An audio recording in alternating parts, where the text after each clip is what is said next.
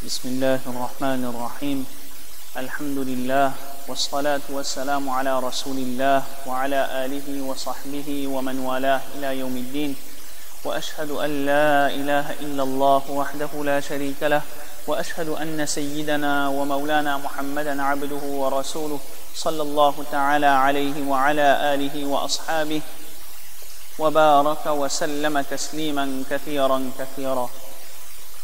أما بعد فقد قال الله تبارك وتعالى في كتابه الكريم يا أيها الذين آمنوا كتب عليكم الصيام كما كتب على الذين من قبلكم لعلكم تتقون أياما معدودات. Mes frères en islam, toutes les louanges proviennent avant tout à Allah subhanahu wa ta'ala. Allah azza wa jal, le très clément, le tout miséricordieux, qui nous donne l'opportunité de pouvoir nous réunir après avoir accompli cette salatul fajr en jama'a. Cette salatul fajr en jama'a qui est pour chacun de nous synonyme de protection de la part d'Allah subhanahu wa ta'ala. Dans un hadith, Rasulullah sallallahu alayhi wa sallam nous dit que celui qui accomplit sa salat de fajr en jama'a, alors pour toute la journée, fahuwa fi dhimmatillah. Alors cette personne-là, elle est sous la protection d'Allah subhanahu wa ta'ala. Donc nous devons avant tout remercier Allah subhanahu wa ta'ala qui nous donne le tawfiq, l'opportunité de pouvoir accomplir cette salat. Mes frères, Allah subhanahu wa ta'ala, c'est celui qui a créé l'être humain d'un corps et d'une âme. Et ce corps qu'Allah subhanahu wa ta'ala il nous a accordé, il a besoin d'éléments, de matière, afin de pouvoir vivre, afin de pouvoir exister, de nourriture, de boissons, etc. Et bien de la même manière, cette âme qu'Allah subhanahu wa ta'ala il nous a accordée, il a besoin de nutriments également. Mais ces nutriments, ils seront d'ordre spirituel. Autant notre corps a besoin de nourriture et de boissons pour pouvoir se développer, autant notre aspect spirituel a besoin d'actions, de a'mal, de ibadat qui nous ont été enseignés par Rasulullah sallallahu alayhi wa sallam afin de pouvoir se développer et atteindre la proximité d'Allah subhanahu wa ta'ala. Ce qu'il est dommage de constater, c'est qu'aujourd'hui nos sociétés ont accordé une importance plus que nécessaire au développement physique, au développement de notre aspect physique corporel et à délaisser complètement le côté spirituel. Alors qu'un homme accompli, un véritable insan, un homme complet, sera celui dans lequel on retrouve la jonction aussi bien du côté physique, de l'aspect physique, que de l'aspect spirituel. Certains ulama vont même jusqu'à dire que l'aspect spirituel est beaucoup plus important que l'aspect physique. Car il arrive que quelquefois le côté physique, corporel de notre corps fasse défaut, mais que l'être humain il puisse tenir, il puisse rester debout par le côté spirituel. C'est son côté spirituel, sa relation avec Allah subhanahu wa ta'ala qui va lui donner la force de pouvoir, entre guillemets, se mettre debout. Et comme on disait tout à l'heure, il y a certaines actions qui nous ont été enseignées par les Anbiya alayhi salatu wa salam, par la révélation, par le Coran et par l'enseignement même de Rasulullah sallallahu alayhi wa sallam, par la sunna, qui nous permet de développer ce côté spirituel. Et entre autres, parmi les actions que nous a enseigné Rasulullah sallallahu alayhi wa sallam, il y a le jeûne. As-sawm, le jeûne, est le moment, on va dire, par excellence, où cette action est pratiquée, c'est bien le mois de Ramadan qui arrive dans quelques jours. Certes, Rasulullah sallallahu alayhi wa sallam, il a, à travers sa pratique, il nous a enseigné que le jeûne est une action qu'il adoptait tout au long de l'année. Chacun de nous connaissons que le prophète d'Allah sallallahu alayhi wa sallam observait le jeûne de Ashura. Le prophète d'Allah sallallahu alayhi wa sallam observait le jeûne du lundi et du jeudi. Le prophète d'Allah sallallahu alayhi wa sallam nous rapporte les compagnons radiyallahu anhum, entre autres Abu Ayyub Ansari radiyallahu anhu, qui nous dit qu'il arrivait que le prophète d'Allah sallallahu alayhi wa sallam il ne jeûne pas pendant une longue période. Puis il arrivait comme cela que le prophète d'Allah commençait à jeûner et que l'on croyait que le prophète d'Allah il allait jeûner durant tout le mois qui était en cours. Bref, le prophète d'Allah sallallahu alayhi wa sallam, il a ponctué sa vie par cette action. Le jeûne était une pratique qu'il avait adoptée et qu'il pratiquait souvent. Mais lorsqu'arrivait le mois de Ramadan, eh bien là, c'est l'ordre d'Allah subhanahu wa ta'ala. Il rappelait aux compagnons radiyallahu anhum l'importance du jeûne, l'obligation du jeûne.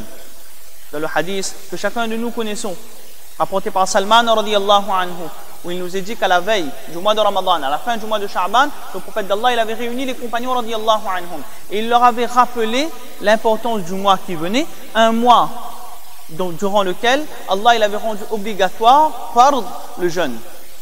Donc le jeûne du mois de Ramadan est quelque chose d'obligatoire, que chacun de nous, alhamdulillah, nous pratiquons. Mais ce jeûne du mois de Ramadan, comme on l'a dit au début, doit être pour nous un moyen, au-delà de sa pratique et de son caractère obligatoire, cela doit être pour chacun de nous un moyen de pouvoir nous réformer spirituellement, de pouvoir nettoyer, purifier notre intérieur. Et bien pour cela, les ulama, ils nous rappellent certains points. Ils nous disent que si nous voulons profiter pleinement de la pratique du jeûne, il est important que nous nous rappelions certains points. Déjà, il nous faut nous rappeler que ce jeûne que nous allons accomplir durant le mois de Ramadan qui arrive est pour nous le moyen de nous réaliser que nous sommes mu'min, que nous sommes croyants. Alors vous allez me dire que chacun de nous connaissons parfaitement que nous sommes musulmans. Eh bien, certes, nous connaissons que nous sommes musulmans. Nous savons, chacun de nous, que nous sommes croyants. Mais est-ce que, dans notre vie au quotidien, notre pratique, notre manière d'agir, que ce soit par rapport à Allah subhanahu wa ta'ala, de manière verticale, tout comme de manière horizontale avec ceux qui nous entourent, est-ce que la manière dont nous menons notre vie est une manière qui est conforme à ce qu'Allah subhanahu wa ta'ala il attend de nous? C'est cela un véritable mu'min. Et lorsque nous allons jeûner, nous allons abandonner ce qui est tout à fait naturel, le fait de manger, de boire, d'avoir des relations avec son épouse. C'est des choses que nous allons abandonner. Pourquoi? Parce que nous sommes croyants, parce que nous sommes musulmans. Dans le Coran, Allah il nous dit « Ya ayyuhalladhina amanu » ô vous qui avez cru, « Kutiba alaykumus siyam » Eh bien le jeûne que nous allons accomplir, ce sera pour nous l'occasion de réaliser que nous avons au plus profond de nous-mêmes une foi, un iman, et que cet iman attend de nous certaines pratiques, une manière bien précise de mener cette vie dans ce bas monde. Donc premièrement, le fait d'accomplir le jeûne va pouvoir nous faire réaliser avant tout que nous sommes musulmans et que nous avons pris un engagement avec Allah subhanahu wa ta'ala. Lorsqu'Allah subhanahu wa ta'ala dans le Coran, il nous parle des compagnons radiyallahu anhum. Il nous dit minal mu'minina rijalun sadaqu ma'ahadullah, qu'il y a des hommes parmi les musulmans, les mufassirin nous expliquent que la référence est faite aux compagnons radiyallahu anhum. Minal mu'minina rijalun sadaqu ma'ahadullah. Ils ont confirmé cet engagement qu'ils ont pris avec Allah subhanahu wa ta'ala. Du fait de devenir musulmans, d'accepter iman, c'est un engagement qu'on a pris avec Allah. Et le fait de pratiquer ce jeûne, ce sera pour nous l'occasion de réaliser notre foi, de réaliser notre iman, de réaliser que nous sommes de véritables mu'mins. Le mois de Ramadan qui arrive, avec sa pratique pardon qui est le jeûne, va nous permettre de rivaliser dans le bien.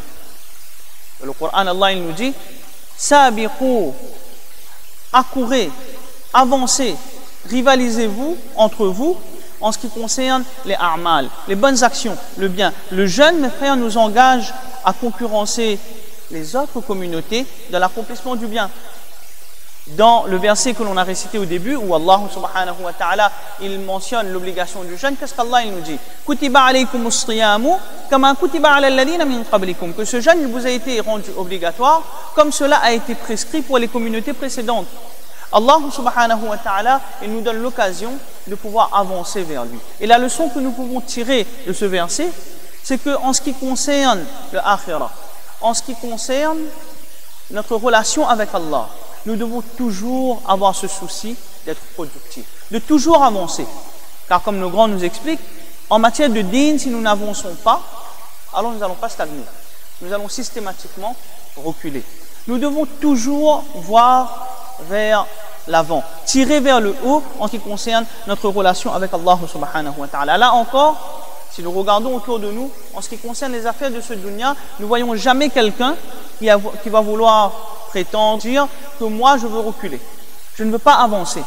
En ce qui concerne le din, la logique doit être même. En ce qui concerne notre relation avec Allah subhanahu wa ta'ala, nous devons au quotidien toujours chercher à avancer, à améliorer nos ibadat, améliorer notre relation avec Allah subhanahu wa ta'ala. Toujours à la lumière de ce verset que nous venons de réciter, qu'est-ce qu'Allah nous dit? Que ce jeûne, c'est l'occasion d'obtenir la taqwa. La'allakum tattaqun. Kutiba alaykum as-siyam. Il vous a été prescrit le jeûne. Pourquoi? La'allakum tattaqun. Afin que vous atteigniez la taqwa, afin de parvenir à cette taqwa. Le jeûne permet de travailler et d'atteindre la crainte révérentielle d'Allah subhanahu wa ta'ala. Et pour mentionner cette crainte révérentielle, comme on vient de le dire, Allah il utilise le terme taqwa, qui renvoie à une notion de protection infaillible. Une protection infaillible. Contre quoi? Contre les attaques de shaitan. Ali radiyallahu anhu, lorsqu'il définissait la taqwa, qu'est-ce qu'il disait? Que la taqwa, c'est craindre Allah subhanahu wa ta'ala, craindre notre Créateur, craindre le majestueux, afin de mettre en pratique ses ordres, ses commandements, à se satisfaire de ce qu'Allah nous a donné, à se préparer pour le grand voyage qui est notre départ pour le akhirah. Pour une approche générale, en fait, la taqwa est une vertu qui nous permet de faire le bien et de nous éloigner du mal. Et c'est ce que l'on retrouve au travers du jeûne. Le jeûne participe à réaliser cet objectif de manière active. Lorsque quelqu'un il se prive de ce qui est permis, de manière tout à fait naturelle, il va s'éloigner de ce qui, au quotidien, est interdit. Le jeûne nous permet d'atteindre la taqwa. Le jeûne nous permet d'accéder à un bienfait inestimable, le pardon d'Allah. Chacun de nous veut obtenir le pardon de la part d'Allah subhanahu wa ta'ala. Eh bien, le jeûne est une adoration, une ibadah, qui participe à effacer les péchés et à bénéficier d'une récompense immense. Le Coran inscrit ceux et celles qui pratiquent le jeûne parmi les adorateurs vigilants d'Allah et qui méritent le pardon et une rétribution magistrale. Qu'est-ce qu'Allah nous dit? وَالصَّائِمِينَ وَالصَّائِمَاتِ أَعَدَّ اللَّهُ لَهُمْ مَغْفِرَةً وَأَجْرًا عَظِيمًا. Que pour ces personnes-là qui observent le jeûne, alors Allah subhanahu wa ta'ala a promis le pardon et une rétribution magistrale. Parmi les qualités que le prophète d'Allah sallallahu alayhi wa sallam nous a demandé de cultiver, et si nous allons nous questionner entre nous, nous allons bien comprendre que c'est une qualité qui doit être présente chez chacun de nous. La reconnaissance, ash-shukr, le fait d'être reconnaissant envers Allah subhanahu wa ta'ala. Lorsqu'on parle avec autrui, qu'est-ce qu'on se dit? Qu'aujourd'hui, le monde est tel qu'on n'est plus reconnaissant par rapport aux bienfaits qu'Allah nous donne. C'est un constat. Eh bien, le jeûne est un moyen d'atteindre cet objectif, d'atteindre l'état de reconnaissance. Après avoir cité la prescription de cette adoration pour les croyants, le Coran nous informe que de nous montrer reconnaissants envers les bienfaits dont Allah subhanahu wa ta'ala nous a comblés peut être atteint par l'intermédiaire du jeûne. Allah subhanahu wa ta'ala, il nous demande de nous priver de quelque chose qu'il nous a octroyé au quotidien, afin de nous mettre dans la situation de ceux qui n'en ont pas, et afin de pouvoir être reconnaissants vers Allah subhanahu wa ta'ala. Être reconnaissant envers Allah subhanahu wa ta'ala, c'est en fait adorer Allah. Mais c'est également l'occasion de pouvoir profiter encore plus des bienfaits qu'Allah nous a donnés. Dans le Coran, qu'est-ce qu'Allah nous dit? La in shakartum la azidannakum. Si vous allez être reconnaissant envers Allah subhanahu wa ta'ala, Allah subhanahu wa ta'ala va augmenter vos bienfaits sur vous. Le jeûne est également le moyen pour chacun de nous de voir nos du'a, nos invocations être exaucées par Allah subhanahu wa ta'ala. Après avoir prescrit l'obligation du jeûne, le Coran, Allah subhanahu wa ta'ala, il va intercaler le verset qui va suivre avec un verset où Allah subhanahu wa ta'ala il parle des invocations, des du'as. Après avoir prescrit le jeûne, dans quelques versets qui suivent, Allah il nous parle de toutes les vertus qu'il y a à l'implorer, mais surtout de l'acceptation qu'Allah subhanahu wa ta'ala il fait des invocations et des du'as que l'on va lui demander. Qu'est-ce qu'Allah il nous dit? وَإِذَا سَأَلَكَ عِبَادِي عَنِّي فَإِنِّي قَرِيبٌ. Quand mes serviteurs t'interrogent à mon sujet, qu'ils sachent alors فَإِنِّي قَرِيبٌ, que je suis proche. أُجِيبُ دَعْوَةَ الدَّاعِ إِذَا دَعَانِ, j'exauce l'invocation de celui qui me sollicite au moment où il me sollicite. Et les ulama ils nous expliquent un point vraiment très intéressant. Les ulama ils nous disent qu'à travers le Coran, lorsqu'Allah subhanahu wa ta'ala il dit au prophète sallallahu alayhi wa sallam de dire aux humains telle ou telle chose. Lorsque on a interrogé le prophète d'Allah sallallahu alayhi wa sallam par rapport à quelque chose. Par exemple, yas'alunaka ma'adha yunfiqun. Il t'interroge par rapport à ce qu'ils doivent dépenser dans le chemin d'Allah.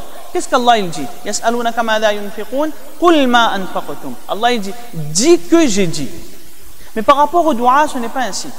وَإِذَا سَأَلَكَ عِبَادِي عَنِّي, lorsqu'il t'interroge par rapport à moi, وَإِذَا سَأَلَكَ عِبَادِي عَنِّي, Allah ne dit pas قُلْ فَإِنِّي قَرِيبٌ.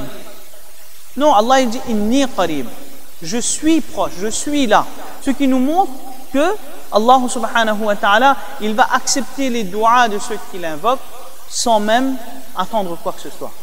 Si nous allons parler de l'importance du dua durant le mois de Ramadan, cela a été fait lundi matin, mais le dua est une ibadah qui est encore plus étroitement liée au jeûne que les autres ibadats. Pourquoi? Parce que celui qui jeûne pour Allah subhanahu wa ta'ala, selon ce que le prophète d'Allah sallallahu alayhi wa sallam nous a dit dans un hadith, il va voir au minimum un dua être exaucé. Cela c'est en temps normal. Imaginons durant le mois de Ramadan où la miséricorde, la clémence d'Allah subhanahu wa ta'ala se manifeste de manière encore plus extraordinaire. Comment cela doit être pour nous l'occasion de lever les mains devant Allah et de l'implorer et de voir nos duas être acceptés par Allah subhanahu wa ta'ala. Le jeûne, comme nous dit Rasulullah sallallahu alayhi wa sallam à travers un hadith, est une protection. Une protection contre les péchés, une protection contre tout ce qui pourrait nous éloigner d'Allah subhanahu wa ta'ala, mais au-delà de tout cela, c'est une protection contre le feu de l'enfer. Le prophète d'Allah sallallahu alayhi wa sallam, il a dit dans un hadith qui nous est rapporté par Abu Huraira radiyallahu anhu que le jeûne est une citadelle imprenable contre les flammes de l'enfer. Ce n'est là que quelques vertus que nous avons pu citer. Il y en a encore beaucoup d'autres par rapport au jeûne. Tout cela doit nous pousser à non seulement vouloir jeûner, mais surtout bien jeûner, pour pouvoir obtenir toutes ces récompenses de la part d'Allah subhanahu wa ta'ala. Car le prophète d'Allah sallallahu alayhi wa sallam a dit dans un hadith qu'Allah subhanahu wa ta'ala, il n'a que faire du jeûne, de celui qui certes se prive de nourriture et de boisson, mais qui parallèlement à tout cela ne se préserve pas des péchés qu'Allah subhanahu wa ta'ala il a rendu interdit, illicite, qu'Allah subhanahu wa ta'ala il a interdit au quotidien. C'est pourquoi lorsque nous devons jeûner, ce n'est pas jeûner simplement pour jeûner, mais c'est jeûner pour obtenir la proximité d'Allah, jeûner pour se rapprocher d'Allah et jeûner avec cet état d'esprit que ce jeûne va me permettre de m'éloigner des péchés, pour me rapprocher d'Allah subhanahu wa ta'ala et pour au final me réformer pour tout au long de ma vie. Que ce jeûne, chaque jeûne que nous allons accomplir durant le mois de Ramadan, mais également les jeûnes que nous allons pouvoir accomplir durant ce mois de Sha'ban, qui va nous permettre de nous préparer pour le mois de Ramadan. Le prophète d'Allah sallallahu alayhi wa sallam, il jeûnait encore plus que par rapport aux autres mois de l'année, lorsqu'arrivait ce mois de Sha'ban, pour pouvoir se préparer pour le mois de Ramadan. Eh bien, les jeûnes que nous allons accomplir doit être pour nous un moyen de nous réformer et de nous préparer pour cette rencontre avec Allah subhanahu wa ta'ala. Les ulama ils nous disent, et nous allons terminer là-dessus, que lorsque nous allons jeûner, nous allons abandonner toutes sortes de nourriture et toutes sortes de boissons. C'est qui ne mange pas et qui ne boit pas? C'est Allah subhanahu wa ta'ala. En fait, lorsque nous allons jeûner, nous allons, entre guillemets, essayer de se rapprocher d'Allah, même en apparence, pour pouvoir nous préparer à rencontrer Allah subhanahu wa ta'ala. C'est pourquoi nous devons faire de ce jeûne un jeûne qui soit un véritable jeûne, un jeûne qui soit voué uniquement pour Allah subhanahu wa ta'ala, afin d'atteindre la proximité d'Allah, l'amour d'Allah, qu'Allah subhanahu wa ta'ala il nous donne le tawfiq de pouvoir comprendre ces quelques paroles, et qu'Allah subhanahu wa ta'ala il nous permette de nous préparer comme il se doit pour ce mois de Ramadan, et dès maintenant de faire la niyya, de jeûner durant ce mois de Ramadan pour pouvoir se réformer spirituellement et atteindre la proximité d'Allah. Allah nous donne le tawfiq.